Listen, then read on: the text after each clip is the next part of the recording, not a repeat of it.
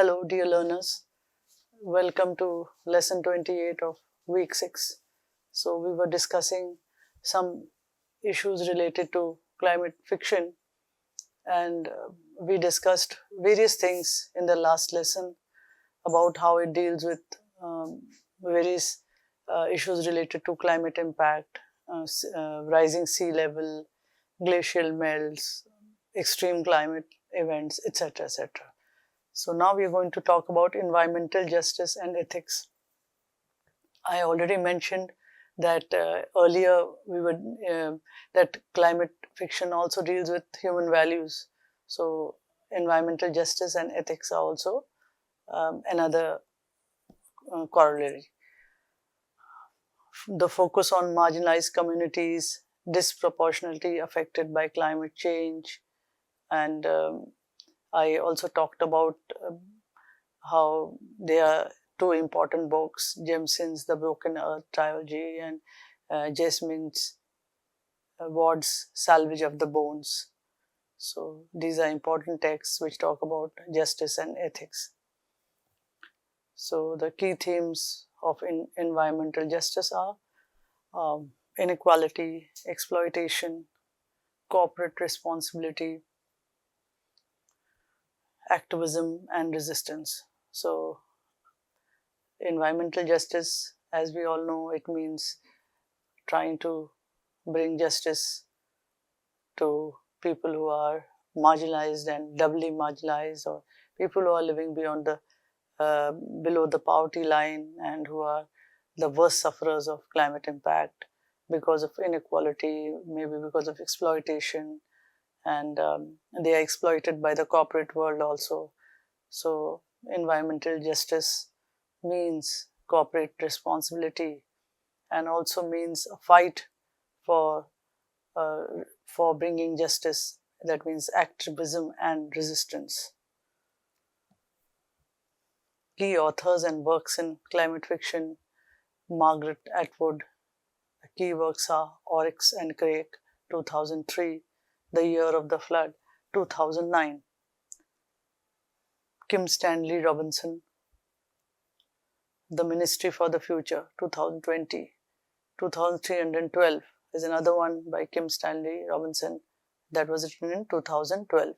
So these are important works of climate fiction which talk about dystopian futures, and they cover a lot of issues related to climate impacts. Octavia Butler's works are Parable of the Sower, 1993, Parable of the Talents, 1998. So again, an important work related to climate impact. And Paolo Bacigalupi deals with the depletion of resources, for example, water in The Water Knife, 2015, The Wind Up Girl in 2009. So about the ill effects of technology, human beings, and their blind rush towards slavery to technology and and artificial intelligence, and all those issues are dealt with in these novels. Emerging authors in climate fiction.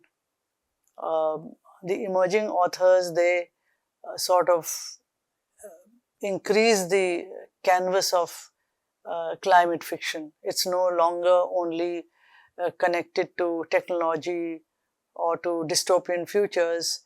They are going towards biodiversity to deal with individual species of living creatures. For example, Barbara Kingsolver's Flight Behavior is about butterflies, the species of butterflies which are struggling to survive extinction because they have been displaced from their natural habitat. Nathaniel Rich's Odds Against Tomorrow, Claire Y. Watkins' Gold Fame Citrus, Jenny Offill's Weather, Alexander Clement's Something New Under the Sun.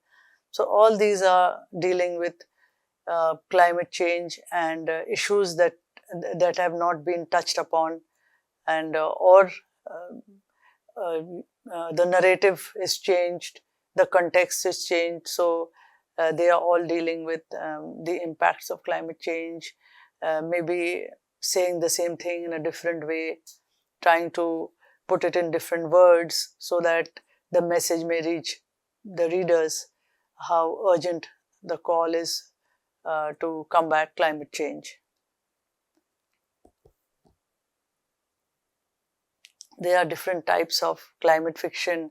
Dystopian climate fiction, it focuses on societal collapse and survival in climate-ravaged futures. The key themes are collapse of society, resource scarcity, environmental degradation. And an example is Paolo Bacigalupi's The Water Knife. So the resource scarcity is also one of the topics in climate fiction, which leads to a whole lot of grave consequences. As I mentioned in an earlier lesson, that when there is resource scarcity, there is a struggle for survival, and then some authoritarian regime takes over and takes over those resources, puts it under control. In this way, the lives also are under the control of that regime.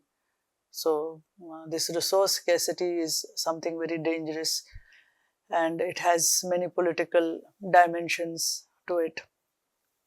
Environmental degradation is also part of dystopian fiction, that some part of the earth, whether it's the ocean or the mountains or the green areas, they are ruined. In many short stories, the forest cover is being ruined because buildings have to be made, or because wood is needed for constructions. So examples are this novel titled The Water Knife. Eco-utopian fiction. So when we hear about dystopian, then I suppose there should be utopian also, where one is picturing or describing a stark future, darkness, misery, and skies coated or covered with fog or smog. So stories like this: polluted waters, poisoned air. So on the other hand, there is something called eco-utopian fiction, in which the focus is on a better future, imagining a sustainable world, an environmentally conscious future. And it reminds me of the novel The Time Machine by H.G. Wells, where his coming from wherever he is from the earth, he visits various dimensions of time, into the future and into the past too. And at one place he stops, where he finds that the people are no longer careless, no longer careful about the environment. They are not environmentally conscious. They are not concerned about the way they lead their lives. They have totally surrendered themselves to leading an ideal life. So eco-utopian fiction would be some kind of ideal world that is visioned by humanity. And as I mentioned in this novel, The Time Machine, there's a contrast where the protagonist questions these people of some future world, that how can you live like this? Like, he gives the image of what an ideal world should be like this. So climate fiction also imagines sustainable futures of environmentally conscious worlds. Key themes are environmental harmony, sustainable technologies, cooperation and peace. And examples are Ernest Callenbach's Ecotopia 1975, Kim Stanley Robinson's Pacific Edge 1990. So again, these books, they can also be understood to hold some eco-utopian ideas also in their fiction, where the protagonist looks forward to a sustainable future, to a time of harmony between man and earth, and there's cooperation and peace, and people are living in harmony and contentment, and they are in harmony with their environment. All these things are parts of eco-utopian fiction. Speculative climate fiction. incorporating speculative scientific and technological innovations in response to climate change. So the key themes here are geoengineering, genetic engineering, artificial intelligence and automation. Key themes are geoengineering, genetic engineering, artificial intelligence and automation. And we already know these are also parts of science fiction. So there is a lot of overlapping. So when it is speculative climate fiction, then it shares some topics that are taken up by science fiction. So examples are Kim Stanley Robinson's The Ministry for the Future and Margaret Atwood's Oryx and Crake. So in Oryx and Crake, we have the creation of new species through the splitting of genes, through experimentation with genes. So we have something called the pigoons, something that is between a pig and a rabbit. So this kind of thing is a prediction of what is going on today. Today there is much experimentation. There is genetic modification of food crops and animals also. So Oryx and Crake looks at it in the future. There could be a possibility of ruining the world through this kind of scientific experimentation and innovation. Realistic climate fiction. So a lot of the short stories of climate fiction and the collection that I will discuss in one of the lessons is rooted in reality. Stories are grounded in the contemporary world, addressing real and plausible climate impacts. So in realistic climate fiction, the stories are grounded in the contemporary world, and the real social and political issues of the day, they influence the stories. So the key themes are human impact, environmental justice, adaptation and resilience, and examples are Barbara Kingsolver's Flight Behavior.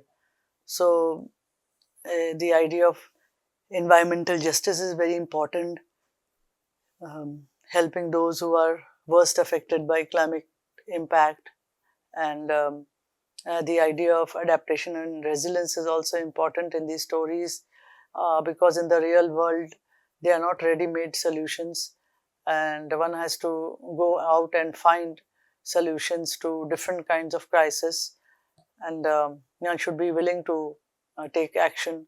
So the real thing for stories focused on actual characters who have fought for rights, for environmental justice. So such climate fiction is called realistic climate fiction.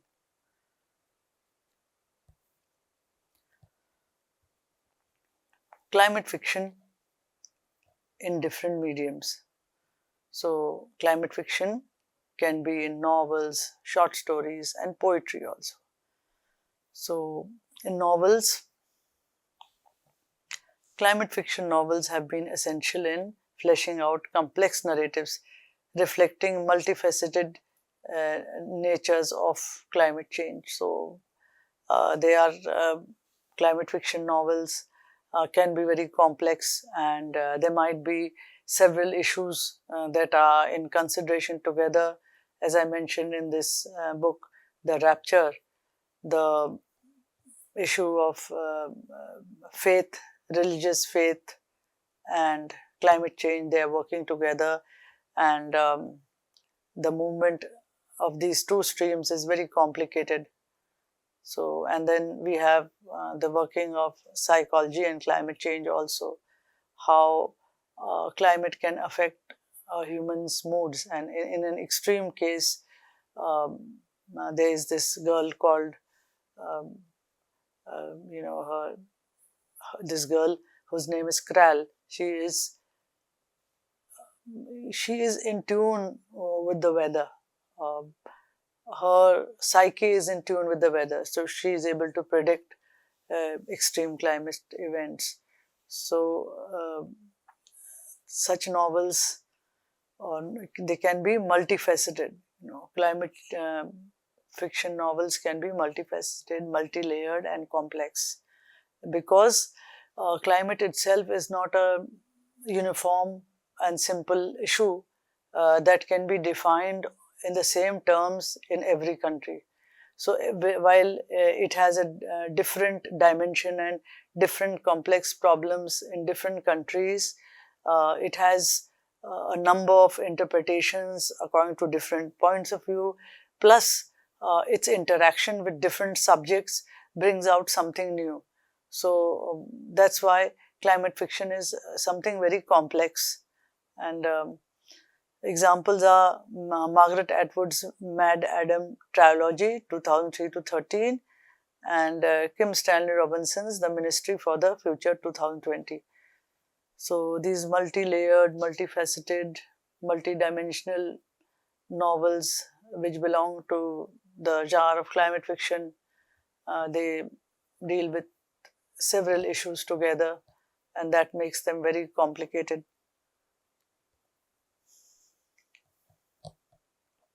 Short stories are genres that make for easier reading, because in today's day and age, people are short of time, and they prefer to read something that they can complete in one sitting, and the climate message has to reach.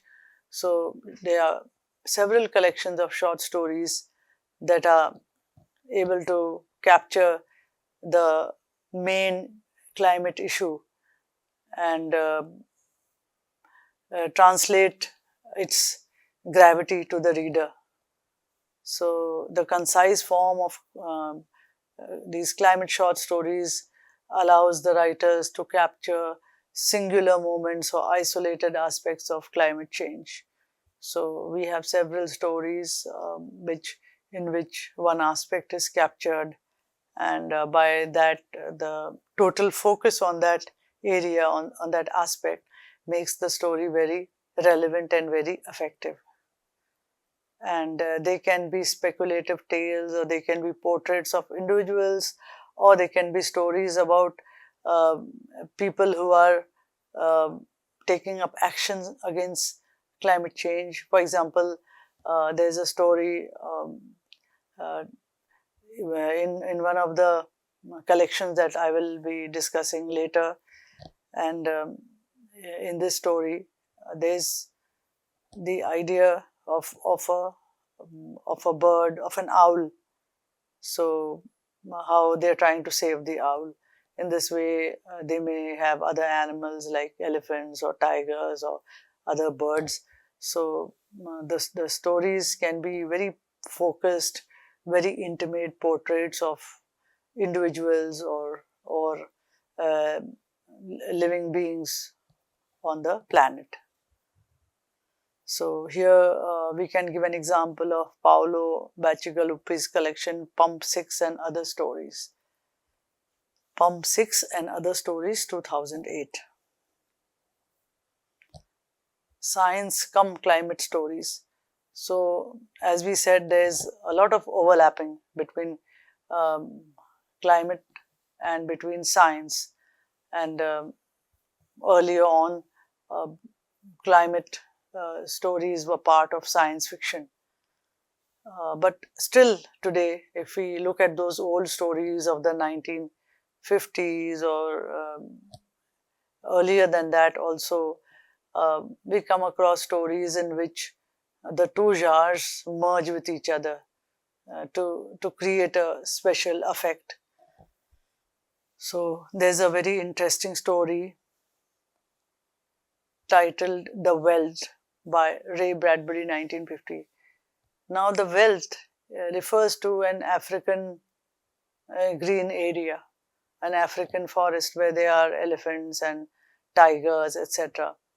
So the story is about a future when technological and electronic intelligence starts controlling humans. They realize their mistake, that they have let it take over their lives and their future, but it's too late. So the story itself is extremely engaging, that there is a family with two children, and the father is very keen in providing the best to his wife and children, so that they do not have to do any housework, or they do not have to exercise themselves in any way, that they must be properly provided. So this kind of artificial environment is provided in the uh, library, in the nursery, and according to the thoughts, that nursery can change into a forest, or it can change into a desert, whatever the children want. If they wanted to turn into a favorite toy shop, it can turn into that. So what is, the idea of technology and human intelligence or human relationships is also hinted at. As uh, um, as the children grow more and more independent and stubborn, because they do not want any disturbance in their nursery, and the parents are growing more and more concerned, because the nursery that has been controlled by electronic intelligence is showing signs of having a life of its own. There's a jungle with lions, which the children have imagined, which is becoming a threat, and the parents try to shut off the nursery, because they feel that the lions are becoming all too real. Even if it is an imagination, it's all too real. And when they try to reason with the children that now the nursery is going to shut off, in fact we'll shut off the whole house, because the realization is there that they have ignored human relationships, they have ignored the very idea of being human, and they've totally surrendered themselves to this artificial intelligence. Now everything, yeah, from eating food to entertainment, everything is controlled by this intelligence, and now it is becoming a threat. So they try to force the nursery shut, and the children do not agree.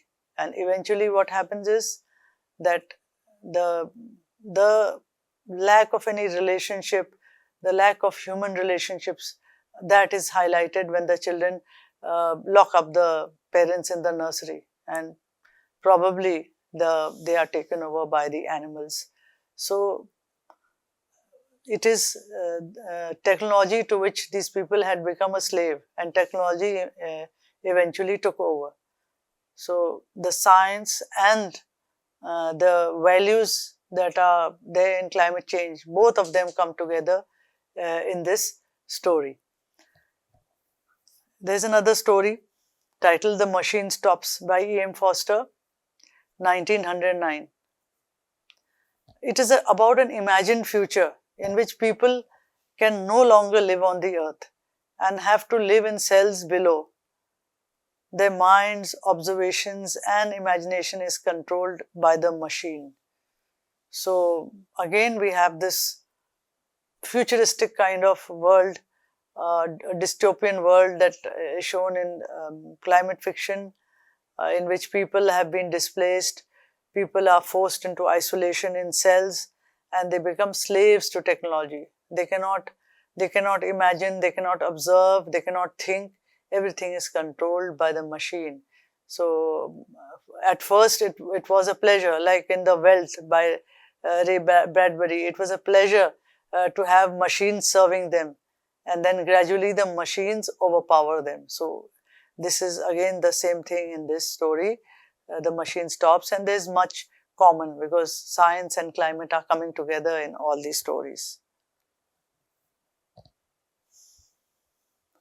So another story, A Sound of Thunder by Ray Bradbury, is about individual actions playing havoc with the future of the planet.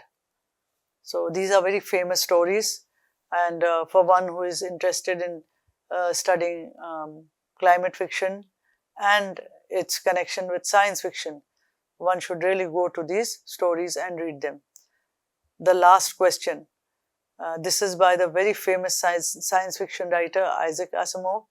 It deals with the power possessed by humanity, which has the potential to end the universe. So, all these things, all these ideas reverberate even today. Man has gathered so much of power, so much of technical prowess in every field, that now it is something with which he might wipe himself out, that humanity may wipe itself out with so much power.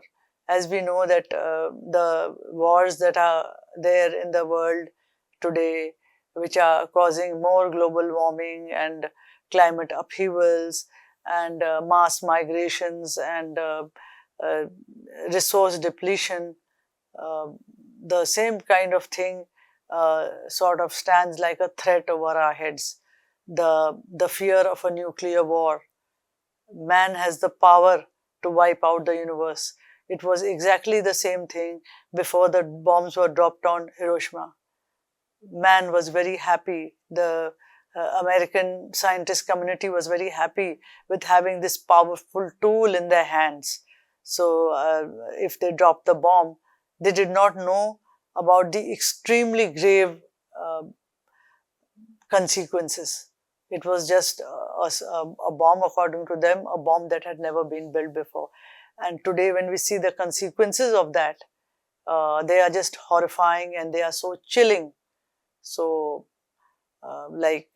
science fiction writers like Asimov also talk about the power possessed by humanity, and that power is so much that they can wipe out the entire human race.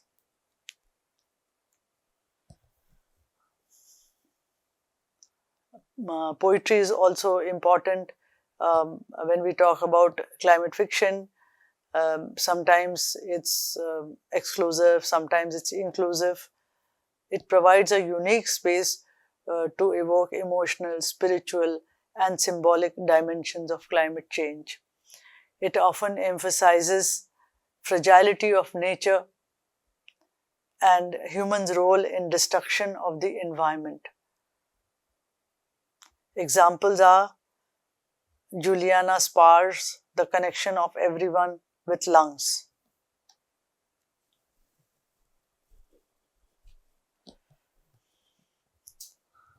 Adaptations in film and television. These mediums allow for dramatic representations of environmental disasters, often with strong speculative or dystopian elements. Disaster films focus on depicting large-scale natural disasters caused by climate change. The Day After Tomorrow, Snowpiercer. So even in Indian films we have Kedarnath, which is a disaster film, and many such which talk about climate impacts and the disaster which comes as a result. So the Snowpiercer is a very well-directed film, shot entirely in a train and in an altered universe where snow or too much snow is the result of scientists experimenting with nature. So it's an interesting film and one should see it. So many stories are adapted into films and television, and they make very interesting viewing for viewers, and they carry the message across about standing up and fighting for one's rights. So let's stop in this lesson. We will discuss future developments related to climate impacts.